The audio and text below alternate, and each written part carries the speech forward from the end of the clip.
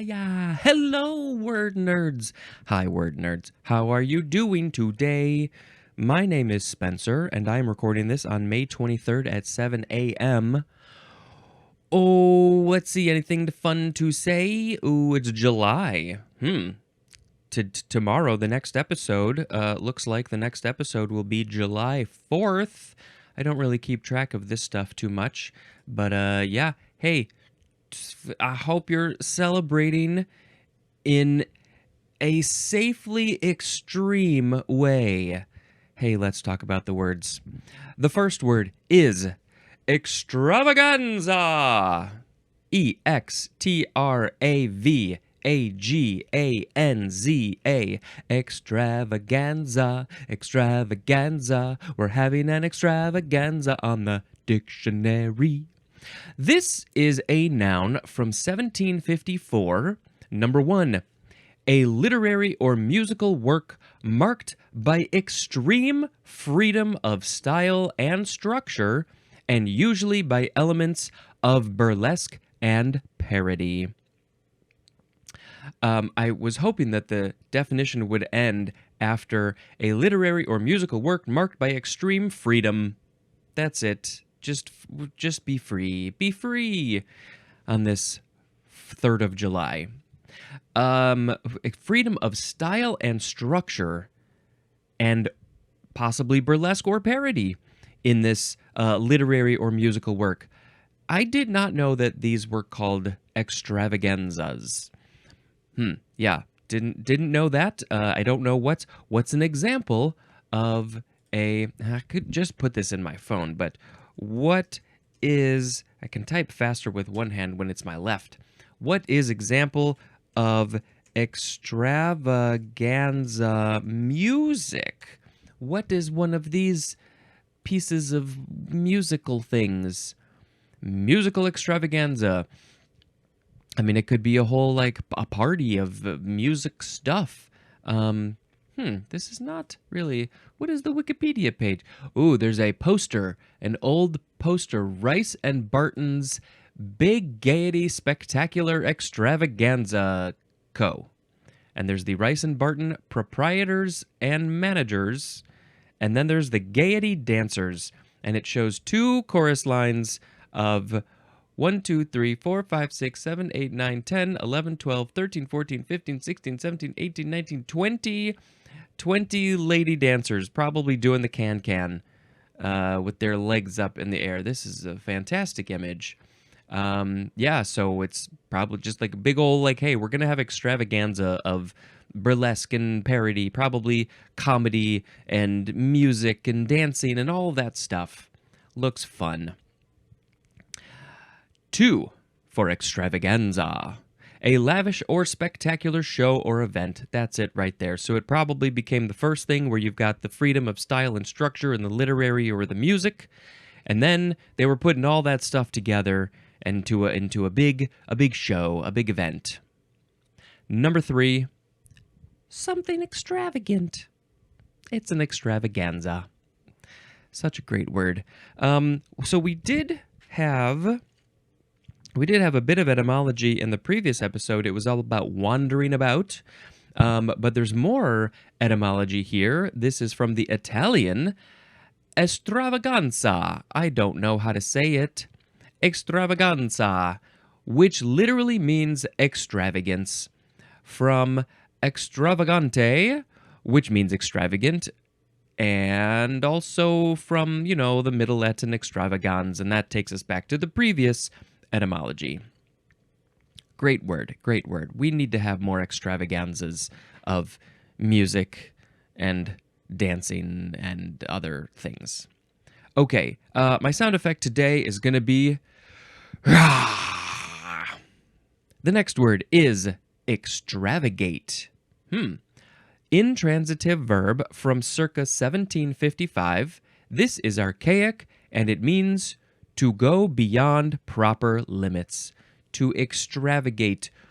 Oh, you shouldn't go over there. You shouldn't go into the twilight zone. Don't go extravagating yourself. You'd be beyond the proper limits, the outer limits. I think that's where I thought of the twilight. Anyway, Extravagate. Yeah, we don't use this. You're just going beyond any proper limits. What's proper? You don't care what's proper anymore. You go past that. You extravagate. Next is extravasate or extravasate. Extravasate, it's spelled with an S. This is a verb from 1668, starting with transitive. To force out or cause to escape from a proper vessel or channel. A proper vessel or channel. You're forcing out or causing a thing to escape this area, this thing, this tube, this vessel, this channel, whatever it is, blah, blah, blah. So that's the transitive, extravasate, and intransitive is to pass by infiltration or effusion from a proper vessel or channel and into surrounding tissue. And the example of this channel would be possibly a blood vessel. So to pass by infiltration or effusion from a proper vessel or channel, like a blood vessel, into surrounding tissue. So this is probably where the blood or other cells that are in the blood vessel leave the blood vessel, right, to pass by infiltration or effusion, and then they go into the surrounding tissue, like the muscles and the ligaments and the skin and all those other sorts of things. Extravasate. Extravasation is a noun, and this is from the Latin extra plus vas or was, which means vessel. So it's literally all about going out of the vessel, often probably the blood vessel. Maybe could also be the boat vessel. The boat vessel. The next word is extravascular, and I believe we have a very similar or the same etymology here. Extravascular is an adjective from 1804, not occurring or contained in body vessels, as in extravascular tissue fluids. Extravascular tissue fluids. That's kind of hard to say. So these tissue fluids, the fluids from your tissues, when you blow your nose, you got fluids in your tissue. Let's see. So these tissue fluids are not occurring or they are not contained in the body vessels. So I guess if you are spewing forth blood from your ears, then the blood would be extravascular because it is outside of your vessels. Your body vessel. This is my vessel. It's a vessel, and it's a what's that other word? I treat my body like an all. I don't know where I'm going with this. The next word is extravehicular. This is an adjective from 1965, taking place outside a vehicle. And an example of the vehicle would be a spacecraft. As in the example, extravehicular activity. Just anything that happens outside of the vehicle. When you come up to a stop sign or a stoplight and everybody runs around the car and you rotate which seat everybody's in, that would be an extravehicular activity because it's an activity that is happening outside of the car. When the astronauts go outside of the space vessel, the spacecraft, the International Space Station, they got to go do one of those walks, what do they call a spacewalk, I think? They got to go fix something out there. That is also activity outside of the vessel. Anytime you leave your vessel and you do some fun activity, I'm dancing outside of my vessel, my vehicle, it's extravehicular. The next word is extra virgin. 2 words with a hyphen. Adjective from 1980. 1980, that seems kind of late, right? I feel like we have had Well, there's been olive oil for probably hundreds or thousands of years. When was the first? Let's just look it up. When first extra virgin olive oil? um, well, we can just go to the Wikipedia page for olive oil. Let's see. Let's search for this and see. We could give some good. Oh, there's a lot of this word comes up a lot. I want to know when was extra virgin created? Oh, wait, was that it? No, I don't think so. All right, this is not entirely exciting. So we will just have to. This is a huge. Go to the. I'll put the link for olive oil in the show notes. This is a huge article. Okay, we're not gonna find it in a good amount of time. So extra virgin, being a virgin olive oil that is lowest in acidity and highest in quality. It has the most of the quality, whatever quality that is. I don't know how you rate. How do you rate olive oil? It's tasty. It's I don't know. Whatever there's a whole regulation section here, so that's it. There's the extraction process.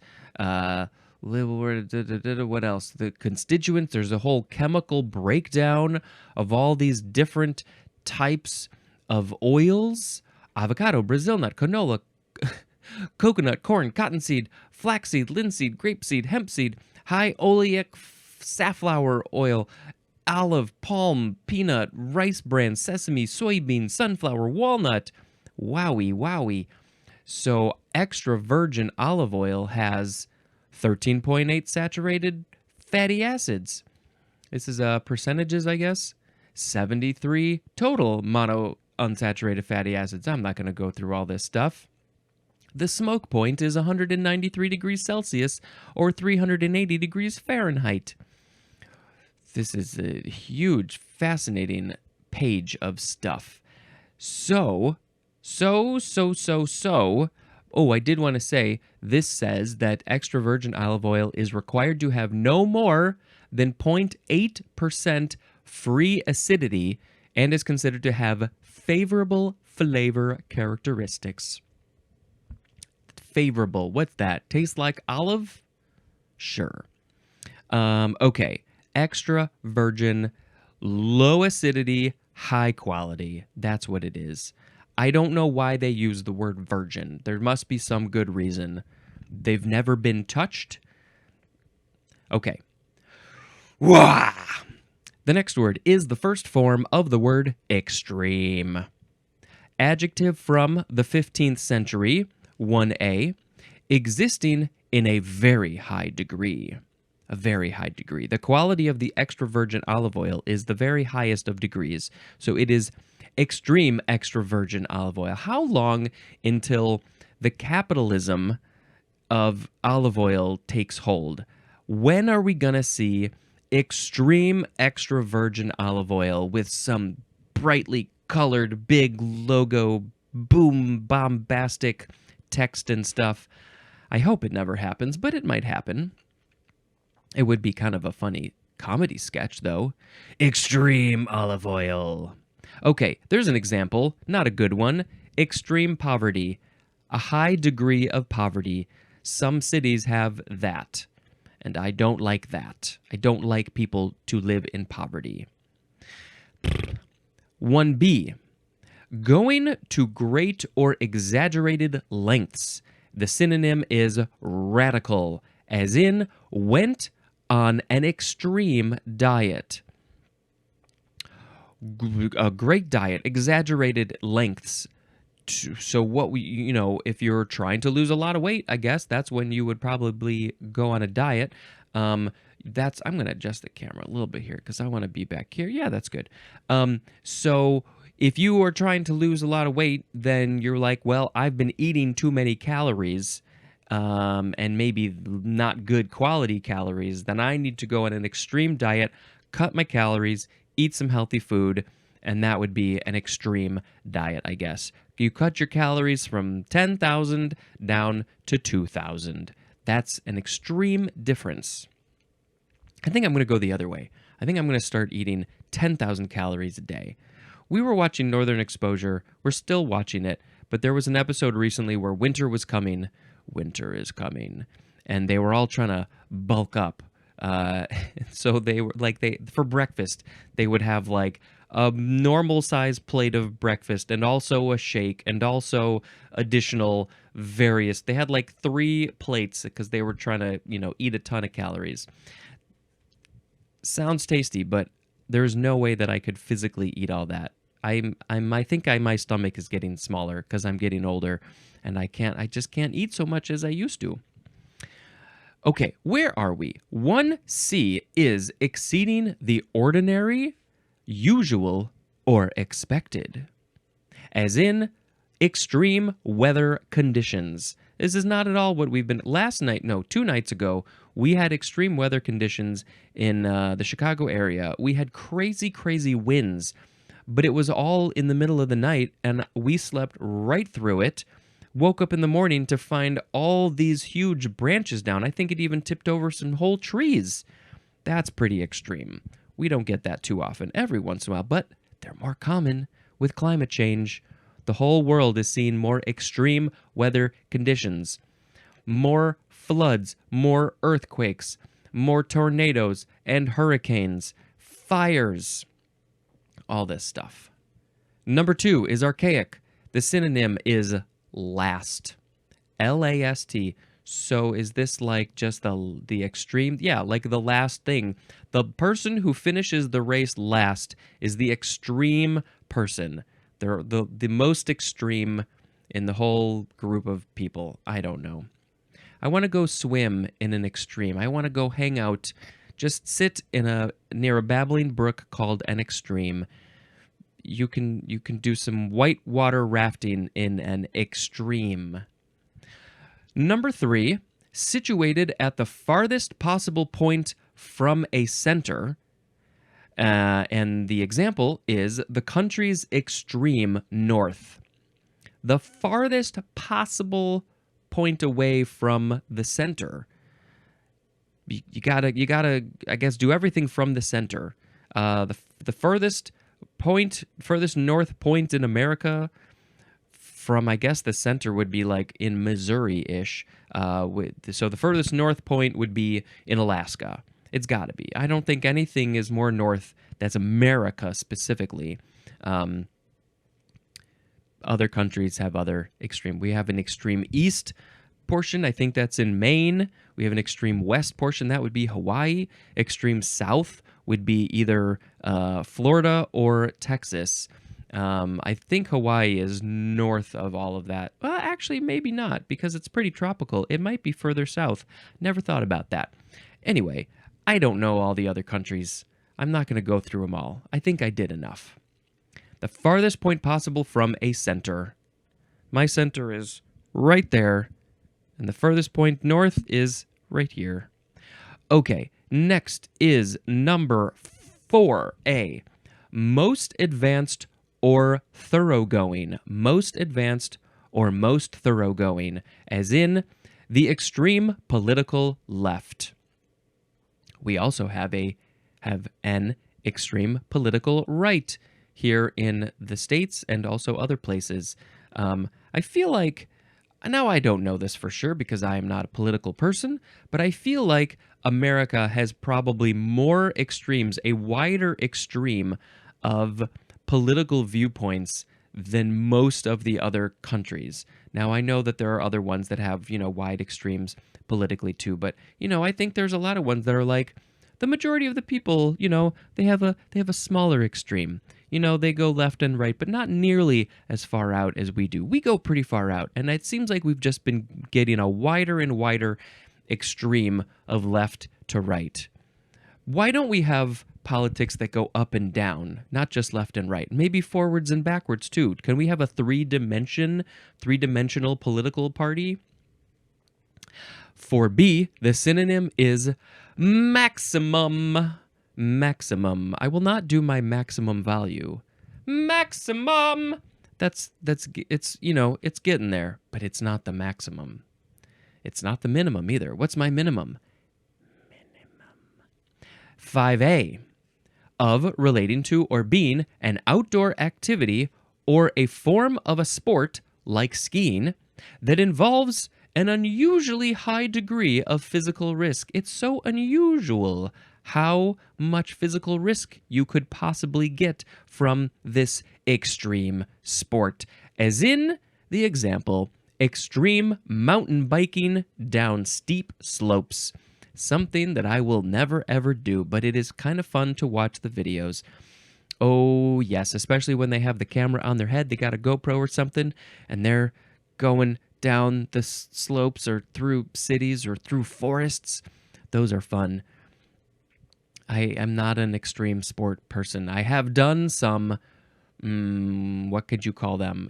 I did a bungee jump. I did once a bungee jump and once a skydive, and that's it. But I would do more.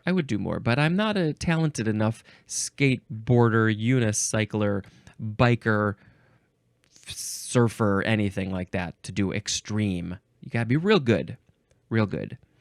5B, involved in an extreme sport, as in an extreme snowboarder. I took one lesson of snowboarding, and it's not easy. You got to have maybe 3 lessons, and then you can become an extreme snowboarder. 3 is probably right. A synonym is the word excessive for everything. Extremeness is a noun. And the etymology says this is from the Latin extremus, which is the superlative of exter or exterus, which means being on the outside.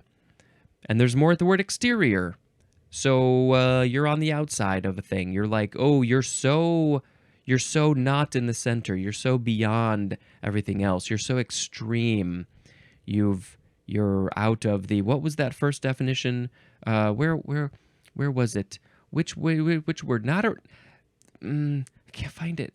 I don't know where it was. Oh, I'm looking at extravagate. It reminded me of this. To go beyond proper limits. Yes, if you are extreme, you are going past the limits, and then you're outside of the limits. So you are extreme.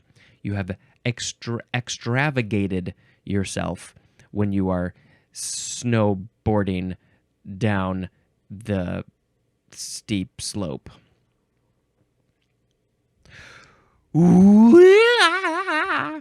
The next word is the second form of extreme, noun from 1555.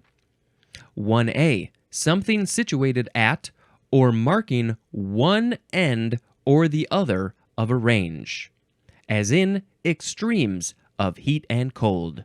The most hot and the most cold. They are marking the one end, the hot side, and then the other end, the cold side. Whichever way, yeah. Something situated at extremes of heat and cold. I don't know what else to say about this one. 1B, the first term or the last term of a mathematical proportion. The far left side, the far right side. I don't know what order you're writing this equation in, but those are the extremes because they're way to that side or way to that side. 1C, the major term or minor term of a syllogism. And I have to remind myself of what is a syllogism, and it is spelled SYLLOGISM. It's kind of fun to spell that. A syllogism is an instance of a form of reasoning in which a conclusion is drawn, whether validly or not, from 2 given or assumed propositions, each of which shares a term with the conclusion and shares a common or middle term not present in the conclusion. Like all dogs or animals, all animals, yes, well, we've spoken about this before. All animals have 4 legs, therefore all dogs have 4 legs, which we know is true. Not true. It's not true. Re-say your words, dummy. So the syllogism is coming to the conclusion Yes, it may be valid in it or it may not be valid. You are using logic to figure out something based on at least two statements, but the concluding statement may or may not even be true. What is this image? Well, I'm curious about this. Oh, it's very tiny. Where did it go? Oh my God, there's so many charts. So many charts. These are examples. No homework is fun. Some reading is homework. Some reading is not fun. That would be the conclusion. All cats are mammals. Some pets are not mammals. Wow, you can just make up anything you want. So that means some pets are not cats. That is 100% true. Some pets are not mammals, so they would be lizards or something else. Let's see. Any other interesting ones? All men are mortal. All Greeks are men. Some Greeks are mortal. Wait, what? How did you get the word some in there? Anyway, what were we talking about? A term, the major term or minor term of a syllogism are the extremes. So if we look up the word extreme on this page, that doesn't come up. I don't know which is the major and the minor. Is like the first one the major and the second one the minor?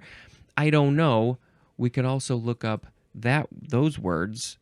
Major. For example, knowing that all men are mortal, the major premise, and that Socrates is a man, that's the minor premise. There we go. We may validly conclude that Socrates is mortal. So both of the statements in the syllogism, not the conclusion, but the statements would be the extremes. Okay. 2A. A very pronounced or excessive degree. That's extreme. 2B. Highest degree. And the synonym, again, is the word maximum. 3. An extreme measure or expedient, as in going to extremes. When you're going to extremes, you're like, you go, oh, that's something crazy. That's a crazy task. You're going to the extremes. You didn't need to go that far, but you did, and you survived. I don't know. This is a very long episode. I am so sorry about that. I'm going to extremes in my sound effect. There's a phrase, in the extreme, which is to the greatest possible extent. That makes sense. It sure does. Woo! The next word is extremely. Adverb from 1509. Number 1, in an extreme manner. Number 2, to an extreme extent. Either one, it's the adverb extremely. This podcast is extremely long. Next is extremely high frequency. 3 words. Noun from 1952. A radio frequency in the highest range of the radio spectrum. And it says to see the radio frequency table. So now we need to know what is the radio. My Google history search is off the charts. It's extreme. It's all of this stuff. They cannot predict what I am going to search. Radio spectrum, also known as radio waves, is the portion of the electromagnetic spectrum ranges from 3 kilohertz to 3,000 gigahertz. So I believe a gigahertz is 1,000 kilohertz, which means that this ranges from 3 kilohertz to 3 million kilohertz. Okay, you got it. Now, the extreme high frequency would be in that top range. I don't know, 2 million to 3 million, maybe, possibly. Sure, why not? The next word is extremely low frequency. Noun from 1966. This is a radio frequency in the lowest range of the radio spectrum. And again, it says to see the radio frequency table. So this is going to be the lower, it's still in the radio spectrum, the radio frequency spectrum, not the other spectrums, the radio spectrum. And so the low would be, that 3 kilohertz, which I guess could also be, now that says KHZ, but this one says HZ. But that's hertz. I guess that's just regular hertz is a kilohertz. Interesting. So the low end of that would be 3 kilohertz to, I don't know, 6, 7, 10, in that range. Sure, I don't know. You're going to have to wait until the R's for us to talk more about that. In the radio frequency table. That's outside of proper limits. Next is extreme unction. 2 words. Unction is like function without the F. Noun from the 15th century. A sacrament in which a priest anoints and prays for the recovery and salvation of a critically ill or injured person. I don't know unction. I guess it's a religious word. Don't know about that. I mean, I'm aware that, priests will talk about, hey, we'd like to pray for the people who are sick and going through a hard time. So I guess is that would be extreme unction. The most unction. It's the unctionist of unction. The next word and the last word is extremism. extremism. Noun from 1865. Number 1 is the quality or state of being extreme. Of course. That biker biking out of a plane with no parachute, that's extremism. Number 2, advocacy of extreme measures or views. Radicalism is the synonym. And extremist, of course, is a noun or adjective. This is a problem. This is, groups of people, possibly religious in the world, have extreme viewpoints on things. And they have decided that, I don't know, maybe they want to get rid of a whole group of people that they don't like, or something, or, lots of possibilities. But that seems like a pretty common one. And,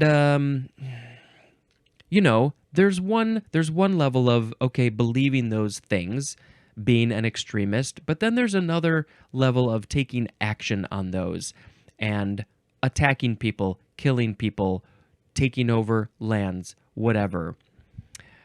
Would they call themselves extremists? If you know that you are an extremist, you know that you are beyond the normal, the proper limits of something. So do you not have self-actualization to realize that, maybe that's a little too much? Can extremism be too much? Seems like, I don't know. It seems like it usually is, but can it be okay, I guess? Can you, oh boy, I don't know. I'm not smart enough to have this conversation right now. I can't help but think about the Israel and Palestine situation. This extremist group came in and killed a bunch of people and took a bunch of hostages. And, this isn't airing until July, so we could be in a whole other World War situation because things are not going well.